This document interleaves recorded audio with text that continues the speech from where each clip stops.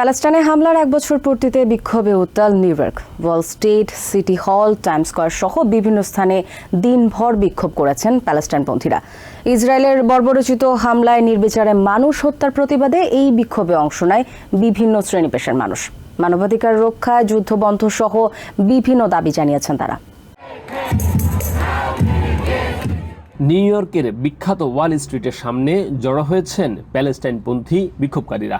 যুদ্ধ বন্ধ সহ বিভিন্ন দাবিতে স্লোগানে উত্তাল করে তোলেন স্থানটি। ইসরায়েলের হামলায় গাজা এখনো ধ্বংসস্তূপে পরিণত হয়েছে বলে দাবি করেন তারা। এছাড়াও সেখানকার মানুষের মানবাধিকার রক্ষার দাবিতে জড়ো হয়েছেন বলেও জানান তারা। The American people stand against genocide, that they stand for justice, they stand for humanity, they stand for freedom, and this is a struggle that is against Zionism, that is against genocide, that is against killing, it is not against Jewish people. তবে বিক্ষোভকারীদের অনেকে ইসরায়েলের বর্বরোচিত হামলার জন্য নিজের জন্মভূমি আমেরিকাকে দায়ী করেন। আমেরিকার সামরিক, আর্থিক ও কৌশলগত সমর্থনের কারণেই ইসরায়েল এই হামলা চালাচ্ছে বলে দাবি করেন তারা। Inside the belly of the beast, which is the US, funding and arming and protecting this genocide.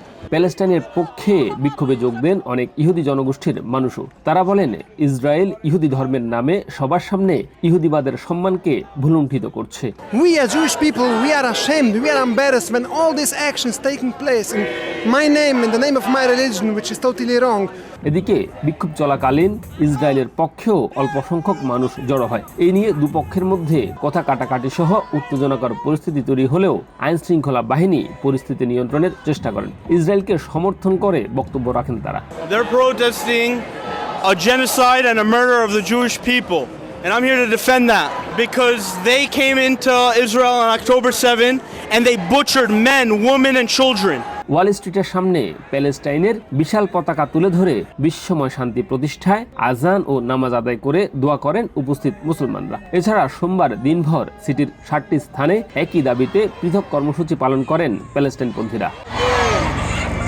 Israel Palestine যুদ্ধের 1 বছর পূর্ণ হলেও এখন পর্যন্ত যুদ্ধ বন্ধ না হওয়ায় গাজায় মানবেতর পরিস্থিতির সৃষ্টি হয়েছে, যে কারণে বিক্ষোভকারীরা দ্রুততম সময়ে আমেরিকা সহ উন্নত দেশগুলো এবং জাতিসংঘকে কার্যকরী উদ্যোগ নেওয়ার আহ্বান জানিয়েছেন। Shariful Islam, TVN 24, New York. New York থেকে সম্প্রচারিত টিভিএন 24 টেলিভিশন বিশ্বজুড়ে বাঙালির কণ্ঠস্বর।